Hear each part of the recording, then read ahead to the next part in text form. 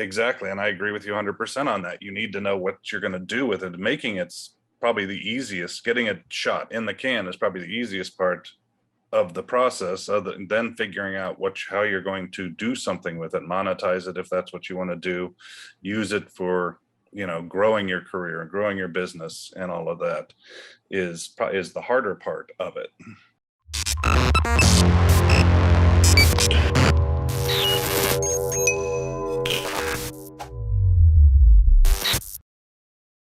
There we go.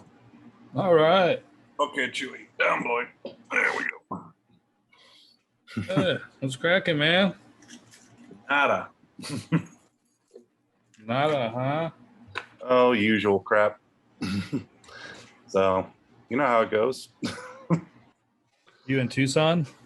Currently, yes. Okay, right on. So, yeah, I was actually living up in the valley for a while, for a couple years. Yeah, I know you were saying that. Yeah. What happened? And then mid-pandemic was just like, no, I'm done with this. Yeah. So came back here. So now that's chilling out, looking at moving around again, but it's still going to be a little bit.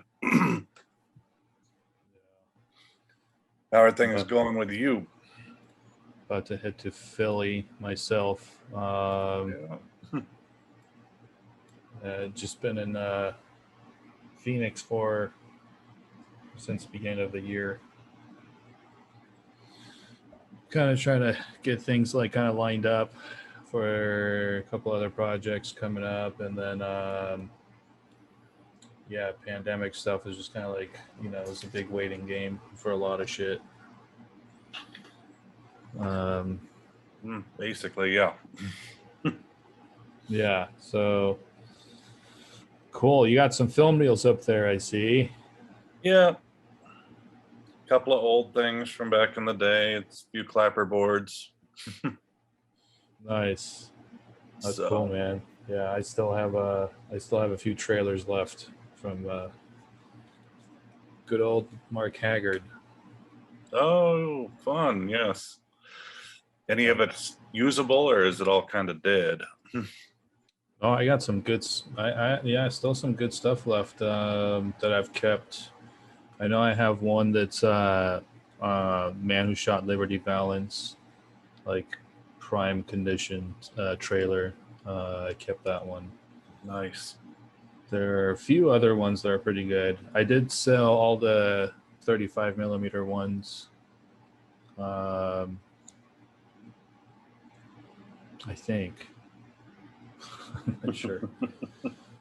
And I still have a few reels left that are, I don't know what they are.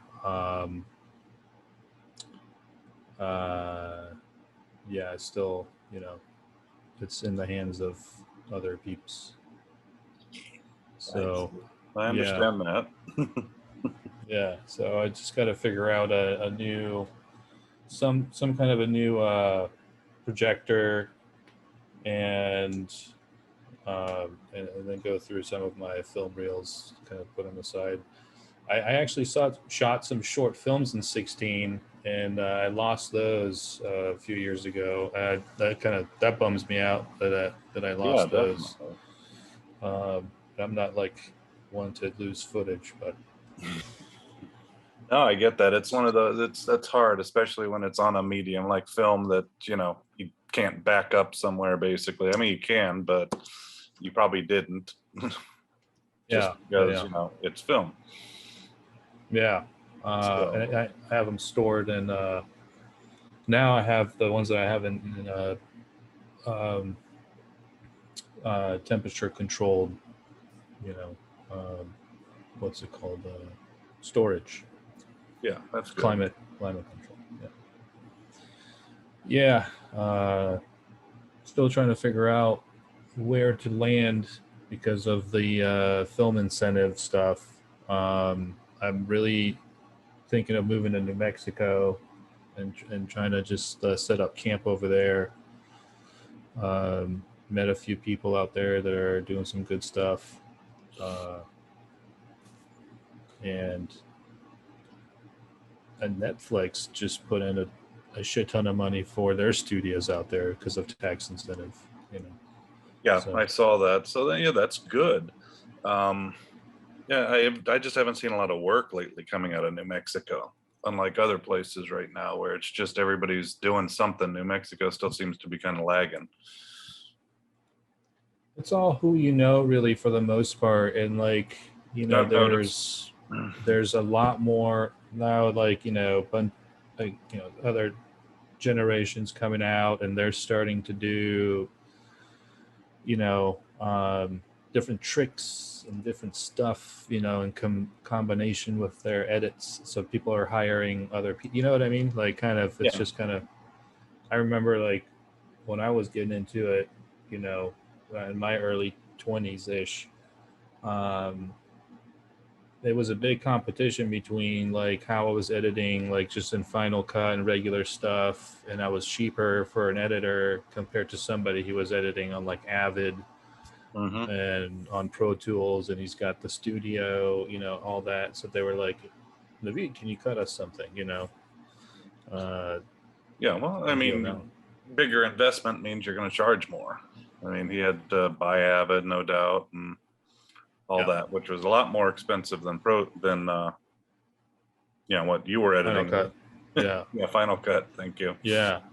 Yeah. And I mean, I switched to Avid and then I went to Premiere. And I went to school and I got the Avid. That's what I was editing on Avid. Um, but yeah, it's just kind of like what you yeah. Technically, somebody who knows how to edit, now this is where I've gotten to, is like I am way faster in editing because I know how to organize and kind of plan shit out before Hmm. I'm just, you know what I mean? Because like when you're like starting out and you're cheap, you're also unorganized and it takes forever for shit to get done. Yeah, So you're paying $20 a day versus, you know, $500 a day, and your $20 might be like, you know, 3 months later versus your $500 might be 3 days later.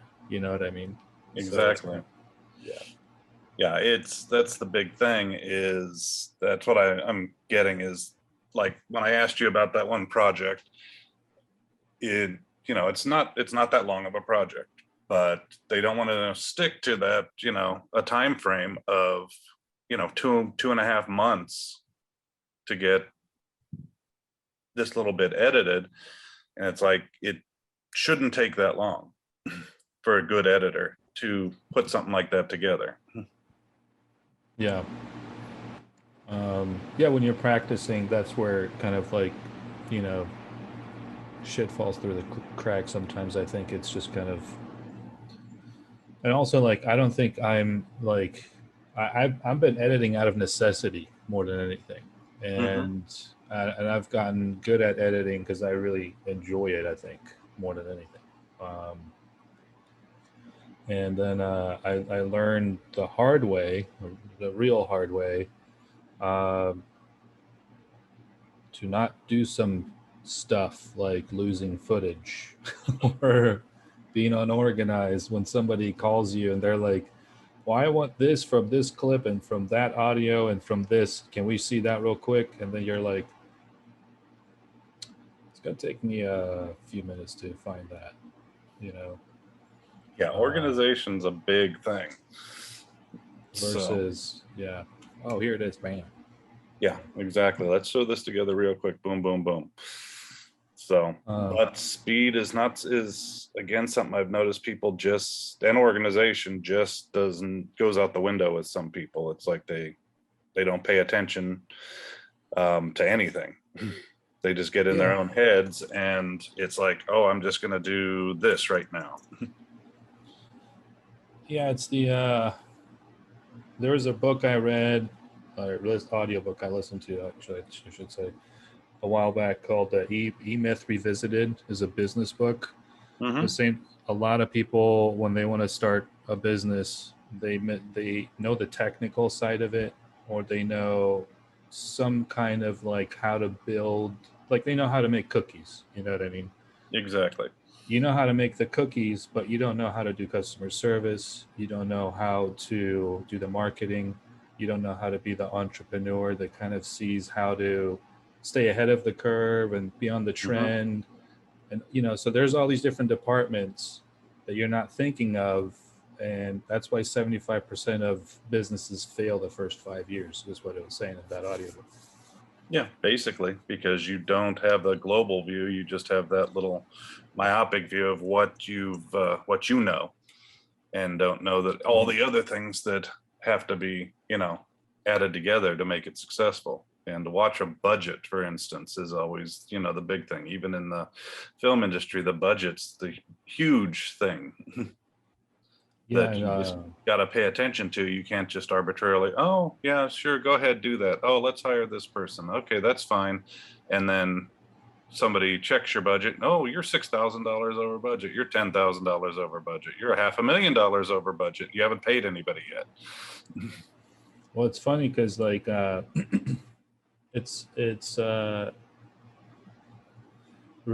regardless of what the budget is, like if you're a good producer and director and you have a good team, you really should hit that budget. You should figure it out, right? Like Spielberg was having a hard time getting Indiana Jones going because they were like, you fucked up with Jaws. I think it was Jaws.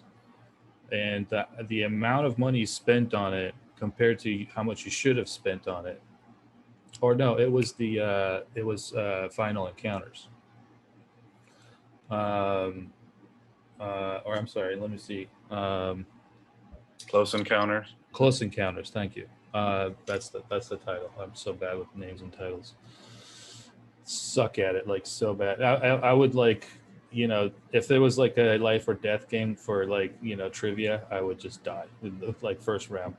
Bye. See you, Navid. Hasta la vista. Hasta luego.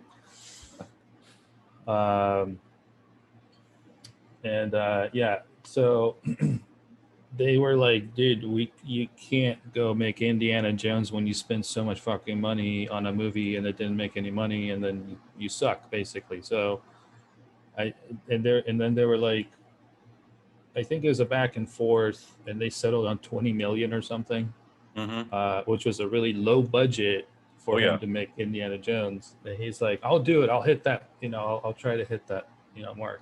So it's funny, he figured it out for 20 million, and we've been making movies for under like 10 or 50K. It's interesting to me how you have $20 million budget and you kind of like hoping you're going to hit that goal versus all these independent films that I'm seeing are happening. They're like fucking 50K, 100K. Yeah, that's the crafty budget was bigger than that on Indiana Jones. So yeah, that's freaking nuts.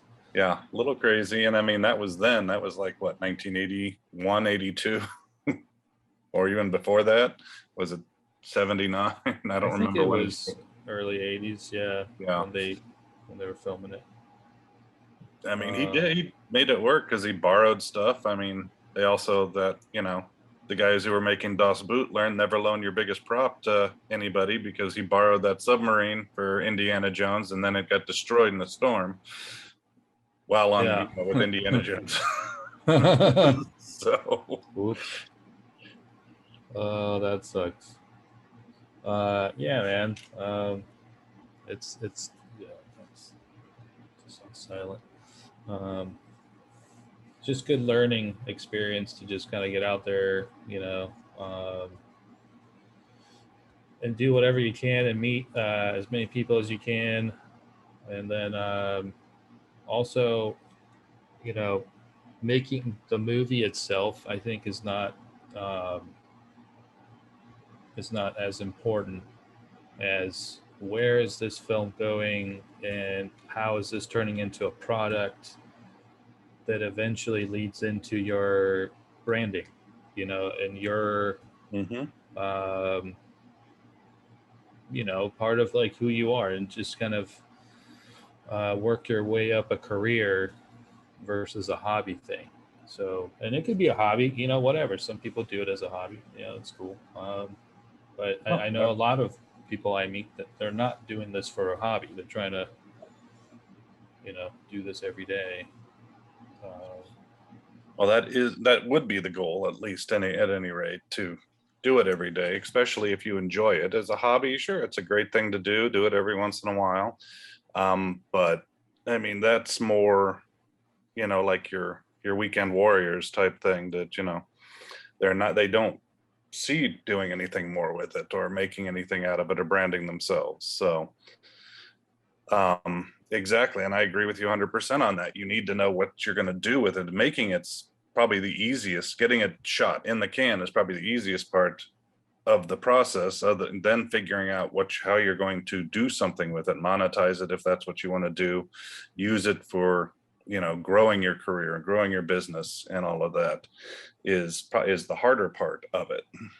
And getting the right people together also is the biggest thing, because getting out there, meeting people, seeing different styles of how they do things, there's always something to learn.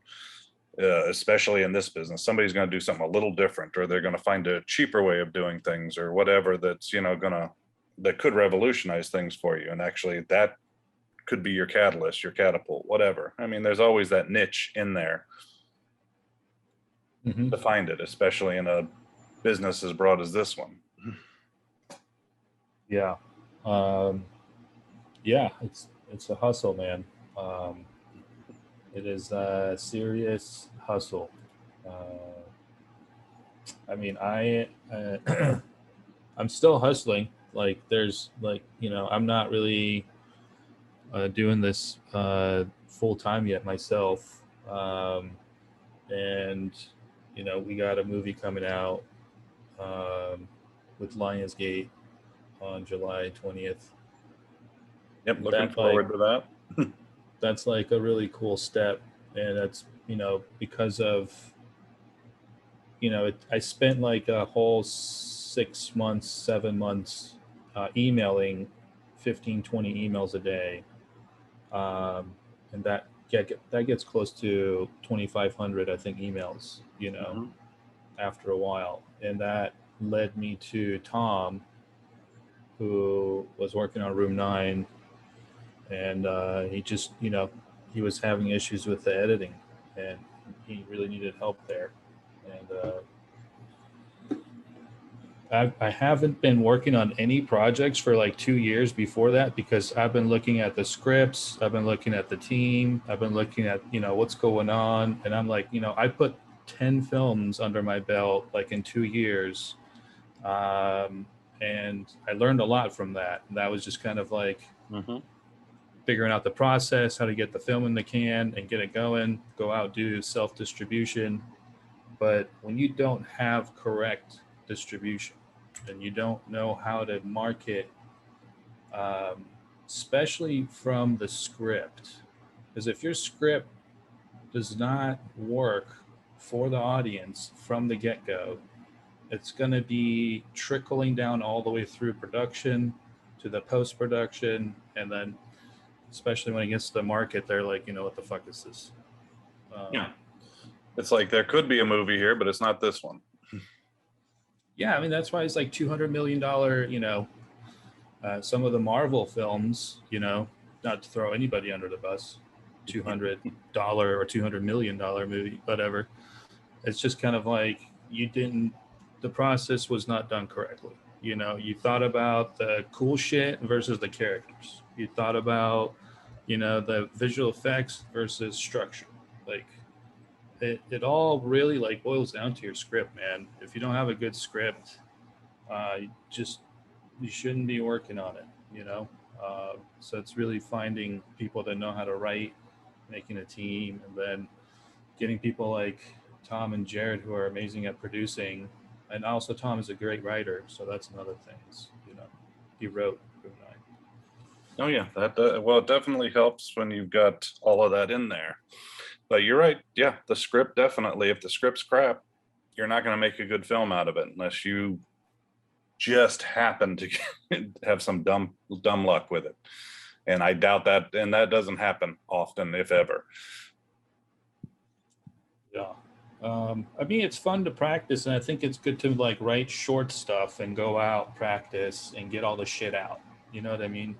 Mm-hmm. Get all the bad habits out, get all the bad shots out, get all the bad people out before you get on a feature, because you're going to war at that point. When you're on a feature. Oh, absolutely. And you have to rely on your team so much that if one person isn't doing their job correctly, it's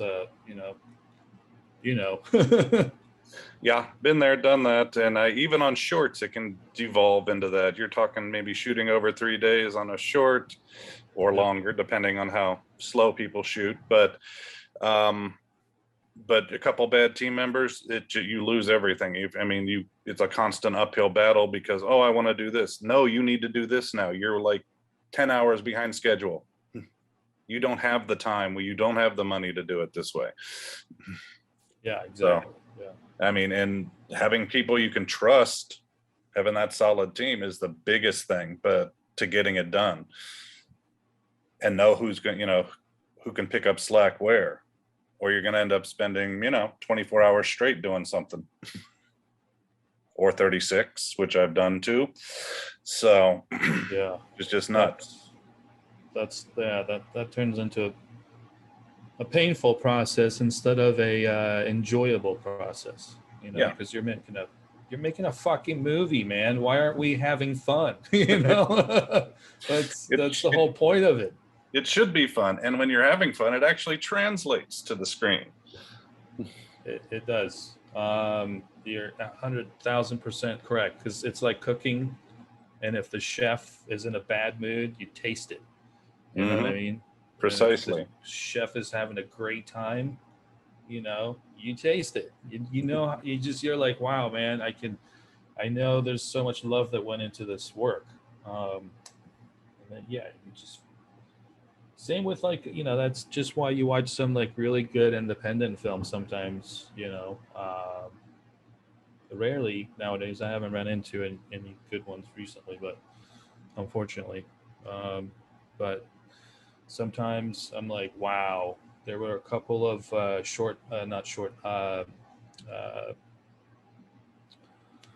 independent docs that I saw during the time that I was working on Don't Come Around Here.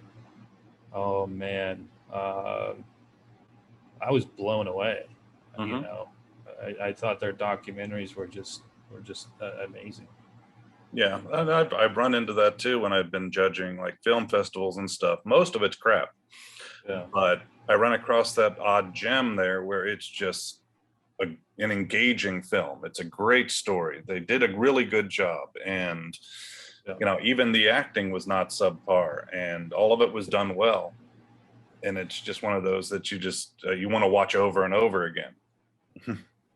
Yeah, and definitely a disclosure, I have been one of those people that have sent over crap to the film festivals. We've all done it. Sometimes it's out of ignorance. Sometimes it's just like, well, we're just going to shoot this one at that and see what happens. So it's just kind of like, at some point, I think when you're growing and you're learning, you just have to throw shit at the wall, and see what sticks. Yeah, and there are times, especially doing this, you don't know what you don't know. You don't know what's going to work well. You don't know. Once you put it together, you're like, oh, I love the way this looks. This is exactly how I wrote it. And, you find out 2 years later, you look at it again and you're like, what the hell was I thinking? It's, Yeah. So when you learn and grow. When did you get in the film making, or when did you get into it? I didn't get into it until 2012. You wanted to work on stuff, or you just in retrospect, thinking about it, I kind of always wanted to work on it. I just didn't take the plunge and actually try, find to do anything. And initially, I just wanted to start as acting, which I still like to do, I still want to do. But I mean, I got segued into producing and doing everything else. I, learned how to do a little bit of everything on set. So while I'm nowhere near an expert at it, and you really don't want me doing your sound or, doing DP for you or lighting, it's stuff that I have the general idea of how to do it. Yeah. So it's one of those things. So I have a little bit of knowledge, and by no means do I think I'm an expert, but I can employ that, and I can tell now when I'm on sets, especially producing, that it's, where I know exactly what's going on. Not exactly, but I know what's going on enough to where I can tell they're doing something wrong. Well, yeah, you do it enough where you kind of get the problems ahead of time a little bit, So yeah, problem solving is. Yeah, this isn't going to work. You built this contraption to do this for this shot. Guess what? This isn't going to work. I can tell you without even setting it up, it's not going to. You're going to kill somebody. Yeah. Let's figure out a different way of doing it. Yeah. Oh man.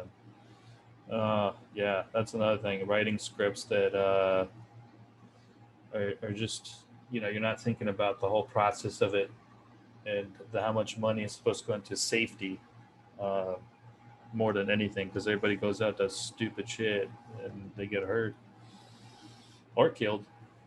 Yeah, well, some people do it on purpose because they're like, oh, remember, I doubt he did anything like this, but Tarantino did this. He was hanging off a wire shooting, upside down or whatever. Let's do that. No, just let's do it right, do it safe, and we'll get a good shot. There's so many ways to do things now that don't require craziness. There's a thing called a safety team, and also stunt team, coordinators, and also specialty techs that know how wires work.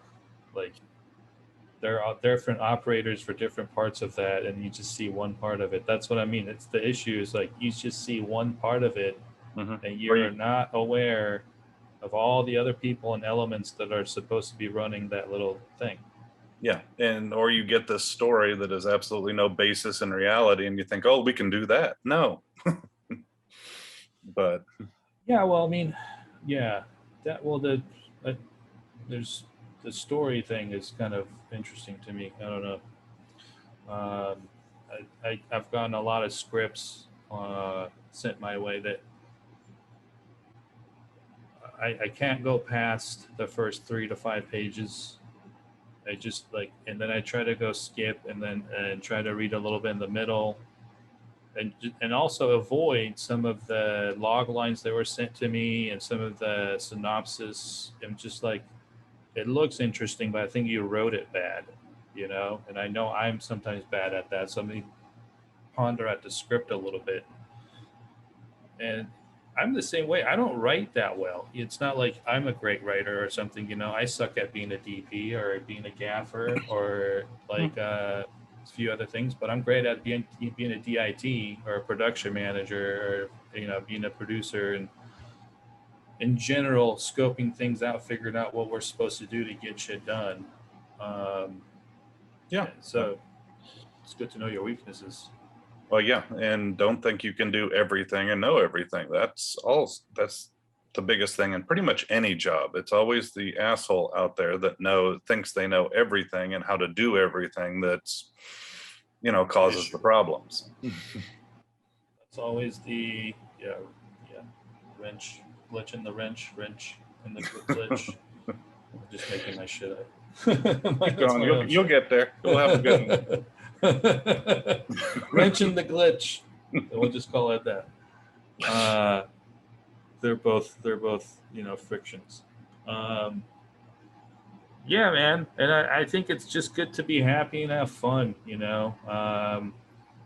I didn't go to become an architect or something else that and all those things are great, but I think you should have fun at doing that shit. If you want to do that. So I don't know, you only live once. Exactly. I don't think any job should be a challenge. Stressful, sure. Stress is fine, but not something you hate to do. every day that you walk on there. I don't like, I've been on sets where I don't like being there. And at the end of the day, I'd still rather not, I'd still rather do this and not want to be there than do anything else. But that also is not the set I want to be on all the time. So Yeah. I won't work with those people again, et cetera, and so forth. So because it's, you know, there with you, buddy. because it's, you know, it's great to, like I said, stress is a name of the game. You're always going to stress about something. Oh my God, we're running out of time. It's golden hour. We're going to run out of light. Whatever. You know, the cops just showed up. Do we have our permits? So Yeah, well, fear is really what it is. It's causing the stress, you know. And then I think that fear is good because it's telling you to do something. You know what I mean? If you're not doing something, it's gonna just get worse. So, and I learned that honestly from Sam Mendes when I was watching behind the scenes of American Beauty. That's not verbatim, is what he said, but that's kind of what he said. Uh, and using fear as an element as a tool to just be like, why am I stressing right now? Why am I afraid? What do I need to do to get over that? You know, it's the next step. You know what I mean? mm-hmm. Just keep it going. Because you can get overwhelmed when you have a lot of stuff going on, a lot of big actors, or, you know, really a lot of big egos, stressful, you know, really tight, you know, 2 hour, you know, shoot time. Everybody will be on edge at that point. So it's kind of like figuring shit out. Yeah. So that's fun. Yeah. And keeping everybody frosty and on the move instead of letting them get bogged down in some details you need, but others you don't need, you know, 27 shots of the cup. So yeah. So you got any other projects coming up or for the next 2 months? Not really. I'm hoping I'm moving to getting on this one film I'm jockeying to get on, which shoots back east, which will be fun, but we'll see how that happens. That's not until the fall though. Right now, not a whole lot going on other than taking care of a short I just did, trying to get that finished in time so it can go out, and then making, you know, like you said, we've got plans on how to make it more of a franchise instead of, you know, either moving it into feature territory or into, you know, making it episodic where it's just a bunch of short episodes based along the same lines. So well, yeah, I mean, that's another thing is right now distribution is commoditized, right? So you have Twitch, YouTube, all these other places that you basically got a free channel and if an audience, you know, and you can monetize those videos as I'm doing for some, you know, clients. You can technically work on, you know, and I'm just brainstorming here on stories that work for like Facebook or work for YouTube and for that kind of cater to that audience, and then make episodics for that, which some people are doing.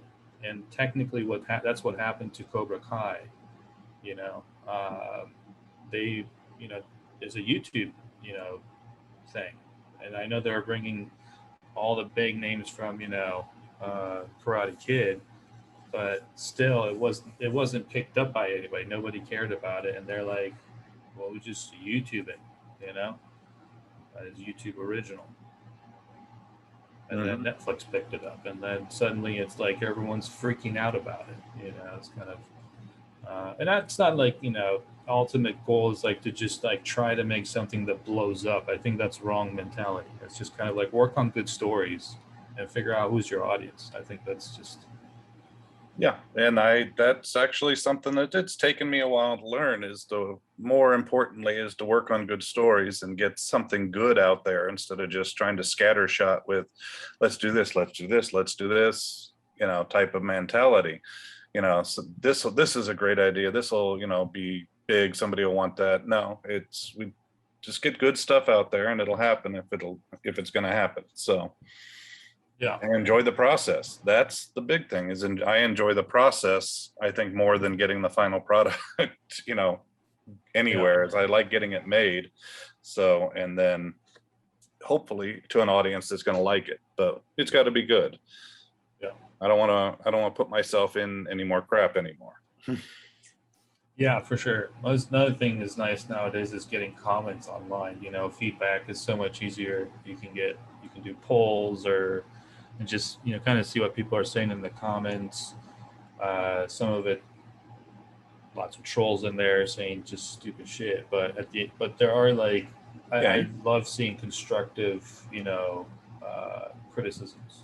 Yeah, it's like a test screening. So, it's like you're going to get some good feedback. You got to weed out the idiots, but you get that everywhere. So it doesn't help anybody when you just go and say your movie sucks. Then, okay, great. Did you get out of your system? Okay. See you later. That helps. Now, why did it suck? So, okay, like, why did it suck? Not like part of it suck? Well, I would love to know why. Just like, or well, when we were in Mississippi, it was like a racial thing. I'm like, okay, let's just let's skip that part out too. Like, nobody cares about that shit. Let's just get to the story. I don't care about that comment. Yeah. So just keep it like respectful. Cool, exactly. Man. Well, it's good to chat with you, dude. It's really nice to see you, man. Yeah, good to see you. Yeah, although I'm missing a little bit. So yeah, I'm about to go donate mine, and then I'll be right there with you. Yeah. So actually, this is the first time in my life I've had almost no hair. There's a little bit up there, but not much. Nice. So yeah, Vin Diesel in it. Yeah, kind of. Except I think this is more Walter White right now. But hey, there you go. Heisenberg. Oh, yeah, shit. Exactly. I got the head for it too. You actually do kind of look like Heisenberg. You mention it. Shit, dude. You're not cooking anything back there, are you? As far as you know. Oh, shit. Right on, man. All right. Good stuff, dude. Well, maybe we should catch up before I head to Philly. I don't know if you're coming up to Phoenix. Let me know when that is. I'm coming up there because I'm going to be in the Valley. I'm not 100% sure when, but I want to pick up some copies of some footage. So I have a backup copy, as you know. Yeah. So footage from somebody. So we can definitely get together that day. It shouldn't take too long to do the transfer. So go from there. Killer. Right on, man. Thanks for hopping on. Absolutely. Anytime. All right. So I'll chat with you later. Thanks, man. Have a good one. Talk to you. Bye.